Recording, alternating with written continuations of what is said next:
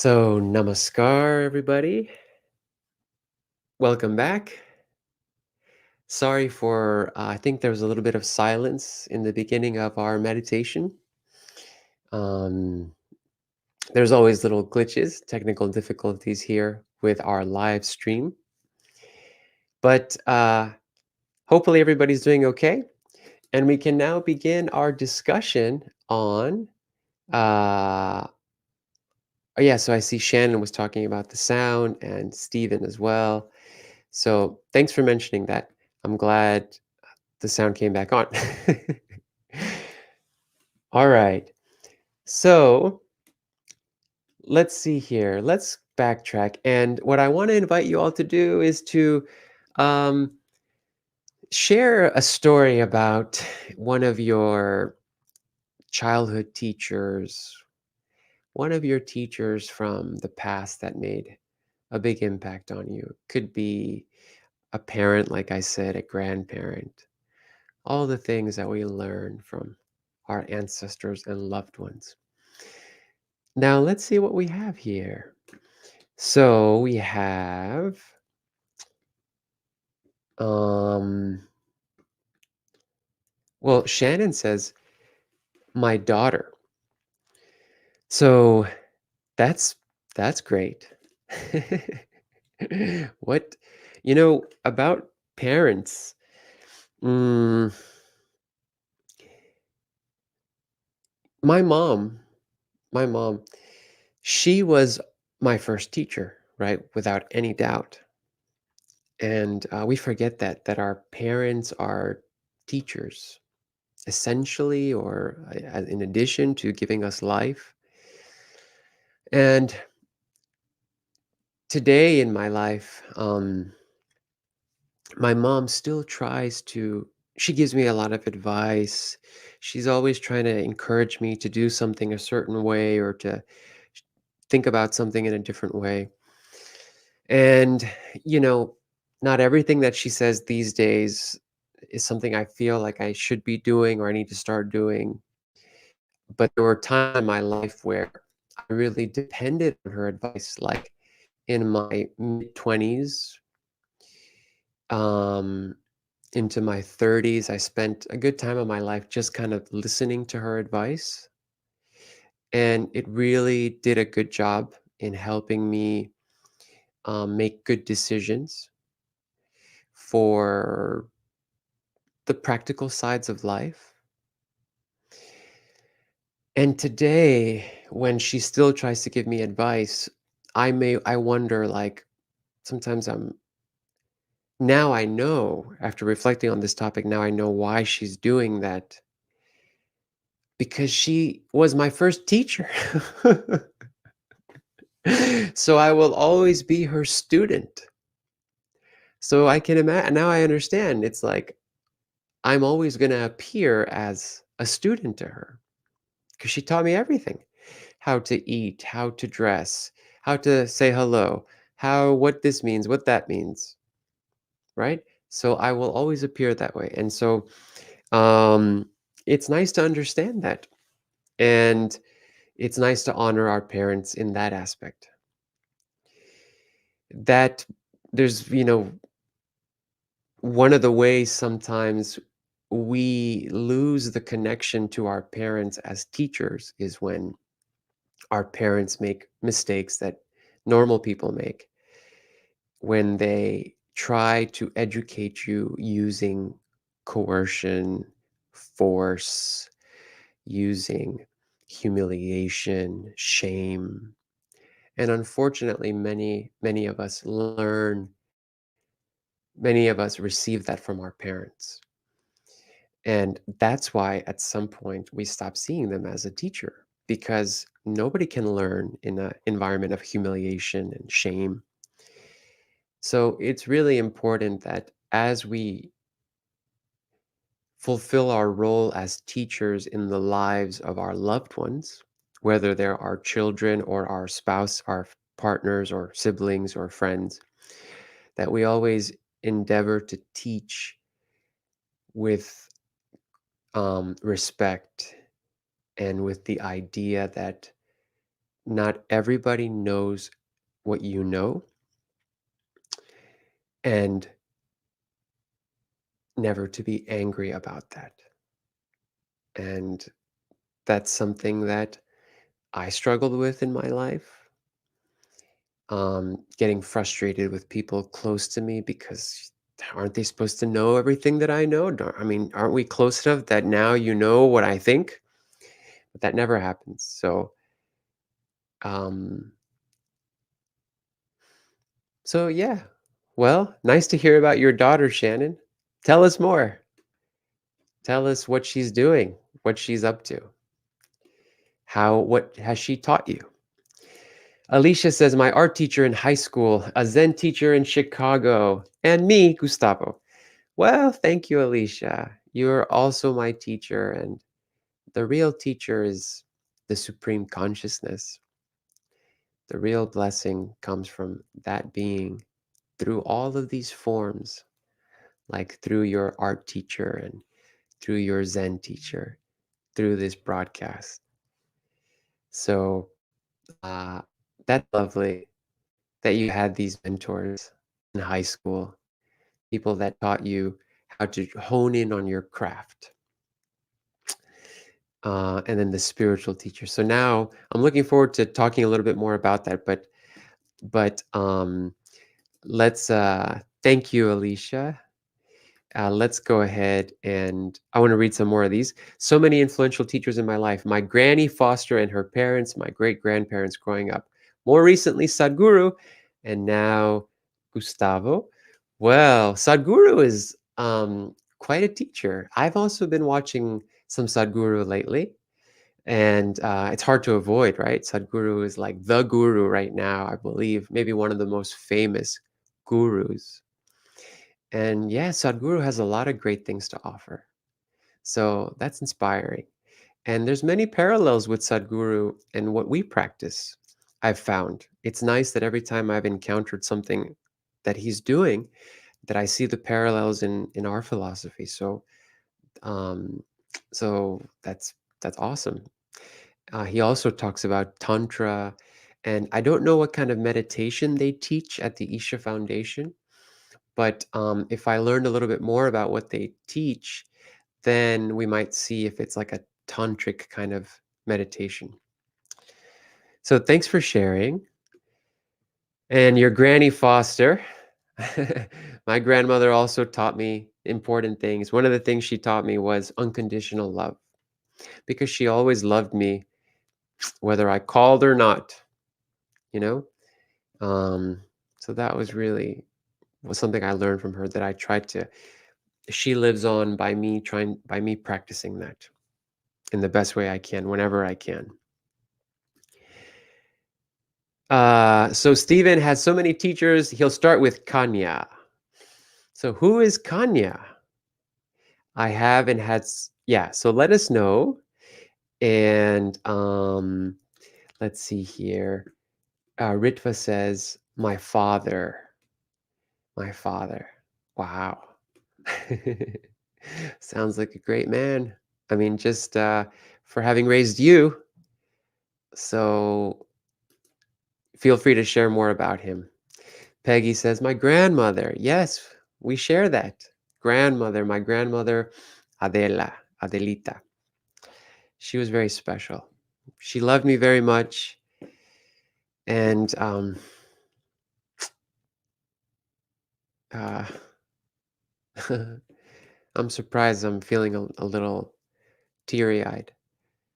Um, but these are our teachers, our ancestors. The Supreme came to us in the form of them. And thanks to them, we are where we are. Your first meditation teacher. Wonderful. So now those are the teachers for the deeper questions in life. Kanya was a Japanese Shinto priest. He helped me go down the rabbit hole. Whoa, now we're talking. Those are the teachers, the mentors, the Gandalfs that come to Frodo's and the Mr. Miyagi's that approach the Karate Kid.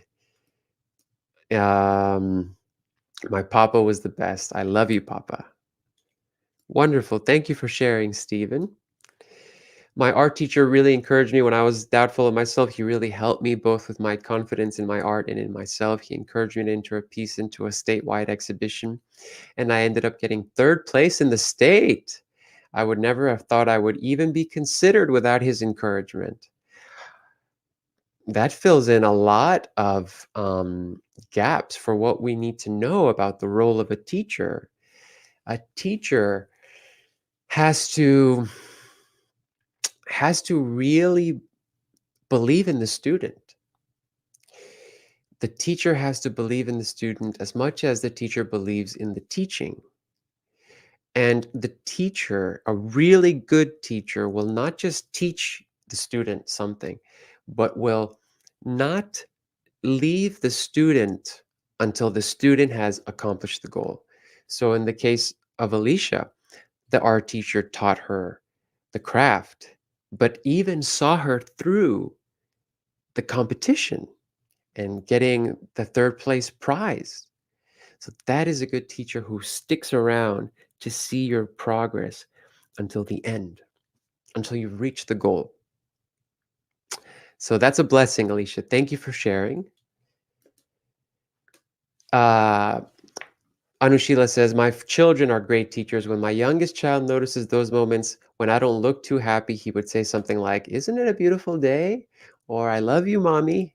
And this reminds me that yes, we have moments when we focus on the negative, but we do not need to stay in that state too long and instead snap out of it and remember that there is beauty all around and that I am loved and the Supreme loves me and all creation always.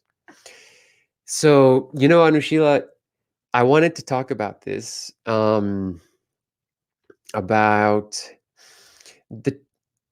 the teacher, like the teacher within. So the um, when I say, for example, like I said earlier, the teacher within and the teachers without, right? The teachers that we encounter in the world. Those teachers and the teacher within ourselves is the same teacher. They are all the supreme consciousness expressing itself, him or herself, in those forms. So, when you need to learn something in life, you will get the knowledge that you need somewhere. When you seek the knowledge, you will find the answers in one form or another. And so the Supreme puts people in your journey to guide you. The Supreme also puts words in people's mouth, like Anushila's son. Isn't it a beautiful day, mommy? I love you, mommy.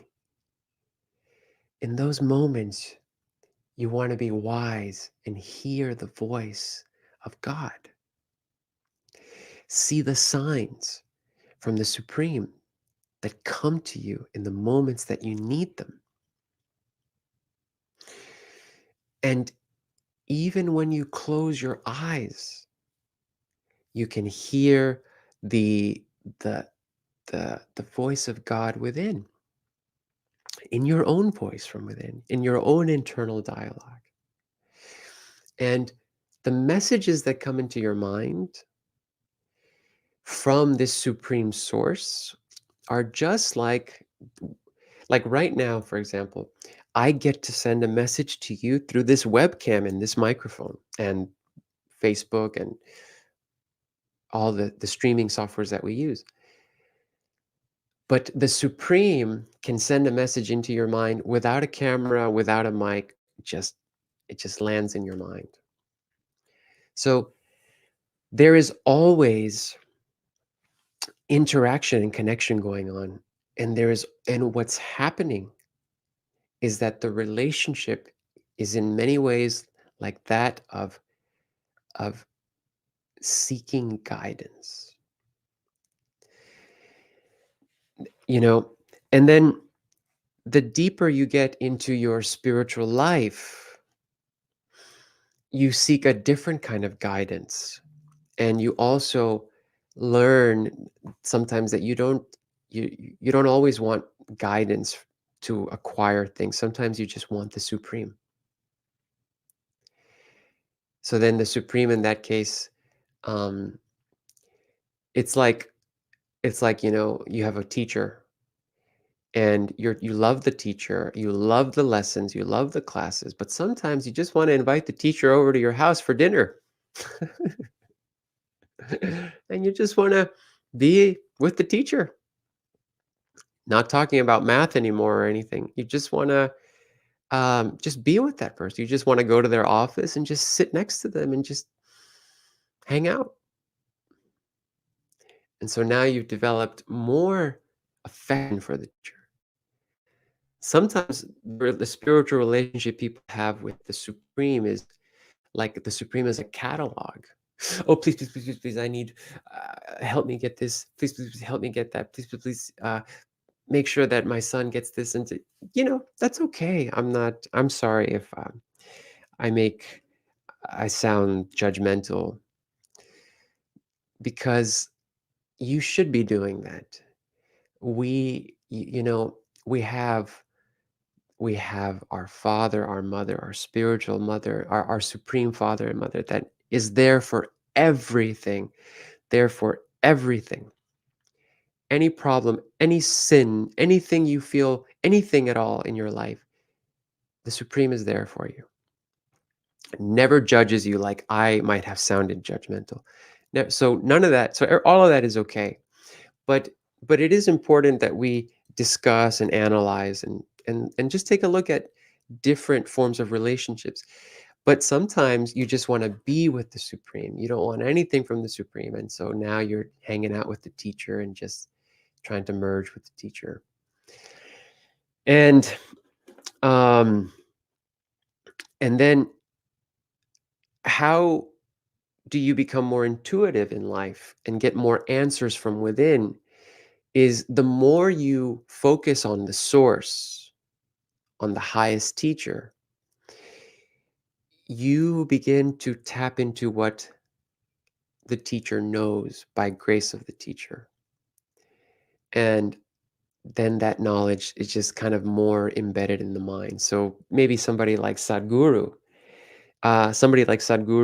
may have done so much spiritual practice that he embodies now some really important teachings, and he is able to convey messages that heighten people's spiritual growth because he's merged his mind with, say, perhaps the cosmic mind, and made a lot of effort toward that. And so the teachings come out more easily and naturally. So that's a process. Um, and you can have that the more that you merge your mind with the supreme mind. Try to and then try to merge your soul with the infinite soul. Let's see here. Some other comments. I have many favorite teachers of different categories. One that sticks out is my 8th grade history teacher who used every opportunity as a teaching moment, even for life advice. Wonderful. Thanks for sharing, Christina. Thanks for those hearts, Alicia. Christina says, that said, no one has my best interest at heart the way my mother does. Mm-hmm. Wonderful. That's true. I can see that. Moms are the best. Moms are the best.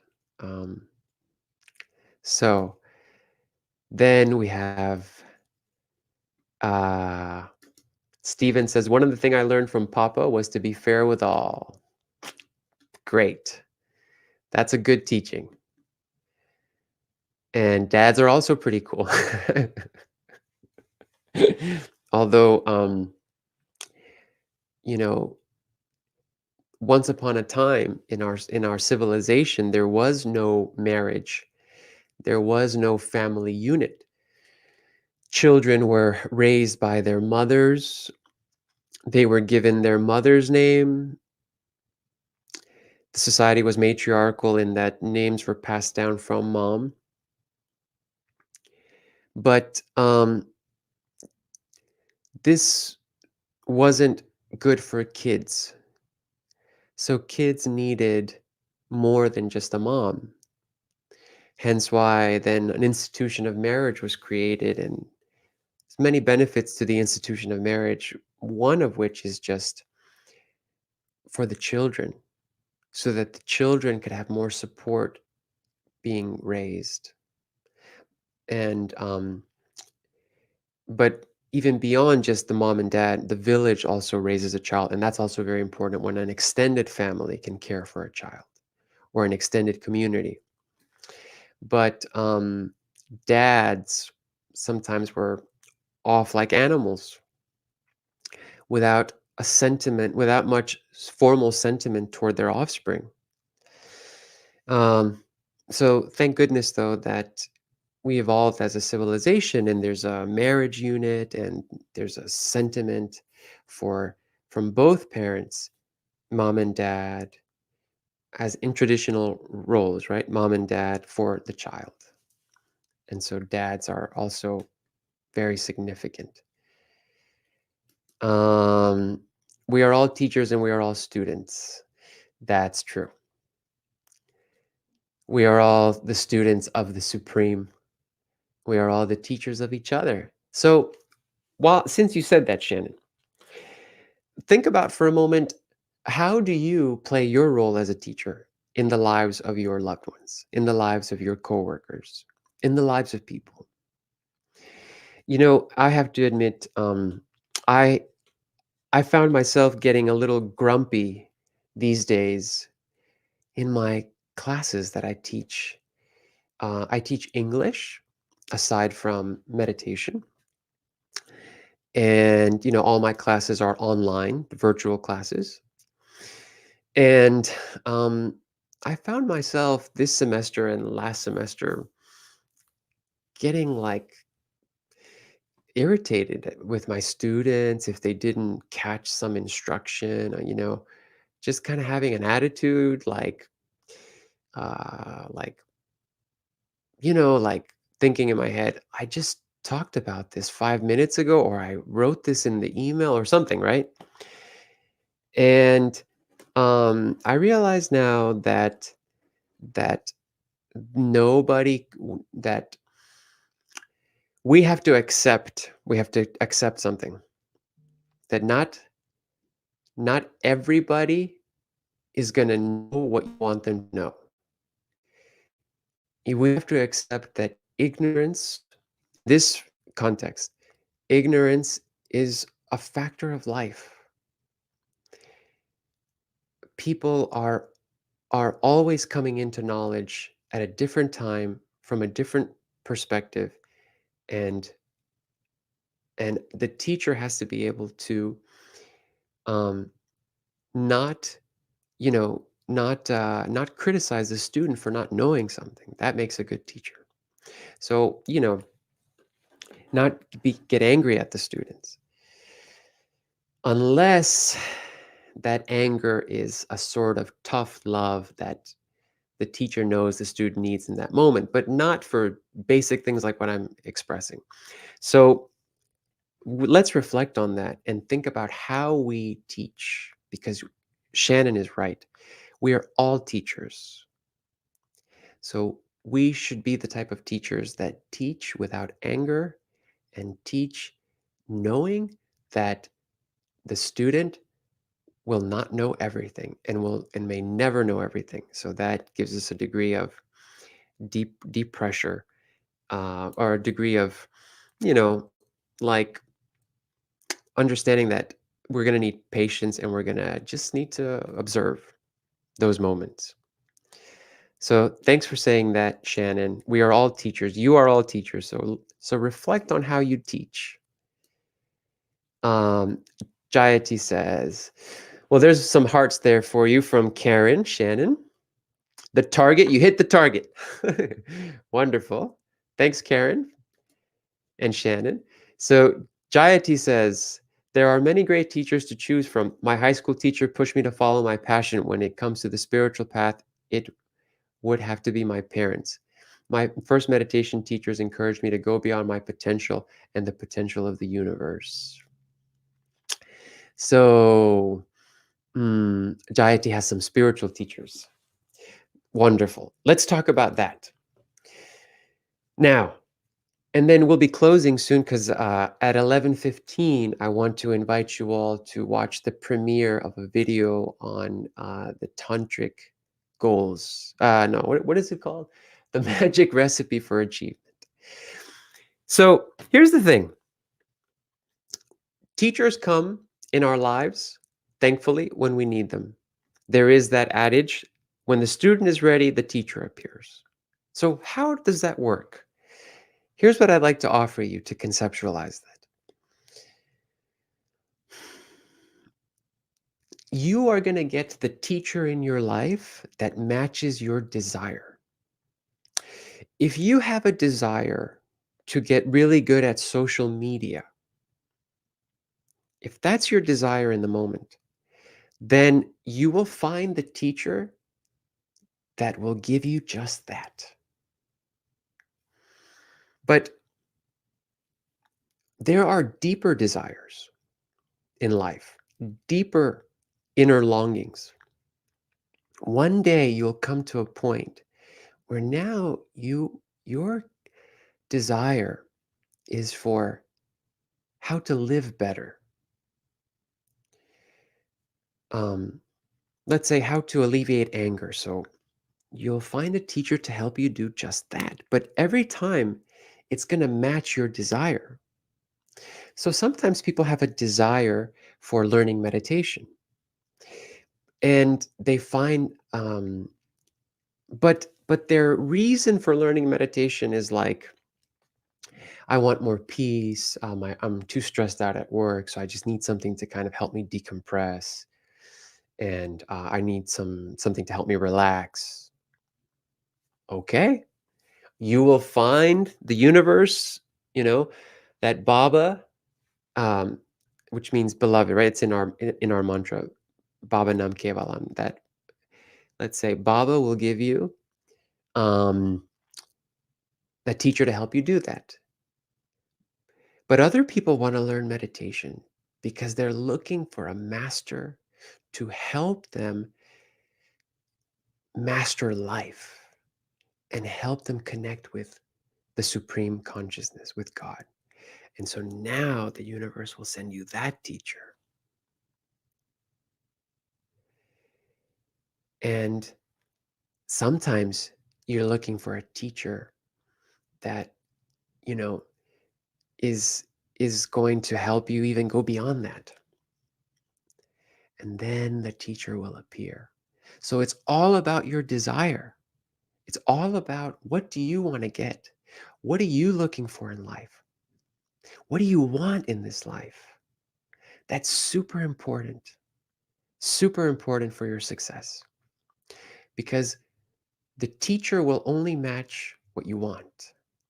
Now, sometimes we're blessed and when the Supreme sees that we're going in the wrong direction, the Supreme puts a teacher that doesn't match what you thought you needed. Okay, like the story of Kali Charan. Um, my guru, Sri Sri Anandamurti, his first disciple was a notorious criminal in Calcutta in around the 1840s, 1940s, 1950s, around actually around 19, maybe 30 something, when my guru was 18 years old. He at that time he wasn't a guru, but he was already, a master in, um, although he hadn't formally started his teaching. So he was already well versed in tantric meditation. So one night he went out to the Kashimitra Ghat, which is a cremation ground in a nearby river in Calcutta, and he was meditating. And this was like a place where nobody goes to at dark because all the criminals are there. And Kali Charan was there, saw him meditating, and approached him with a knife. But before he could even reach my teacher, the story goes that my teacher said, Kali Charan, is that you? What? Come over here and take a seat. How does he? So the story is he knew his name. Kali Charan goes, takes a seat. He says, why do you adopt this evil path? Um, he Kali Charan didn't have an answer, but suddenly he realized there's something better than just the money I could get from this kid here. This kid's trying to teach me something. So he told him, go bathe in the river. Come back here and I will give you something more valuable than the coins in my pocket. And he did. And Kali Charan became his first disciple. And we're talking someone you would never think would be a good disciple because he was a murderer, a criminal.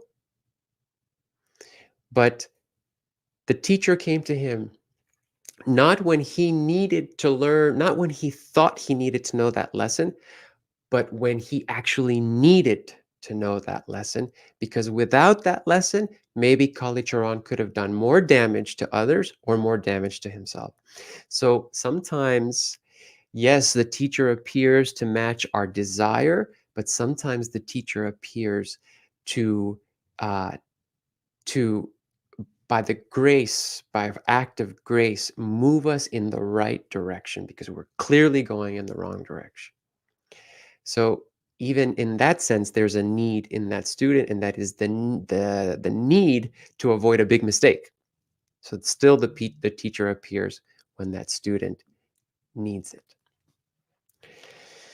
So I really hope that you all, we can't read all the comments here, but please read Kayla's comment, mm,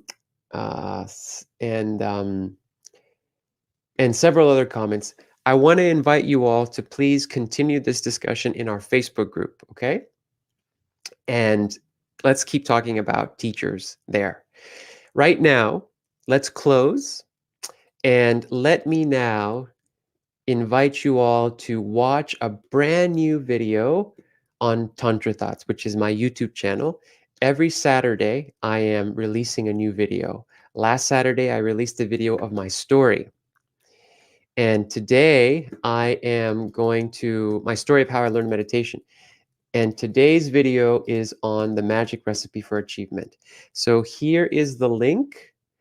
Please join me there. The video will premiere. The video will premiere soon, and we will go from there. Okay. Uh-oh. I think there's a problem here. Well, anyways, that's the wrong link. Sorry. Let me get the right link. So if everybody, I'll meet you all there. There's a chat there as well. Thank you so much for joining today. There's the link. Okay. Thank you so much for joining. Namaskar. I love you all, and I'll see you next week.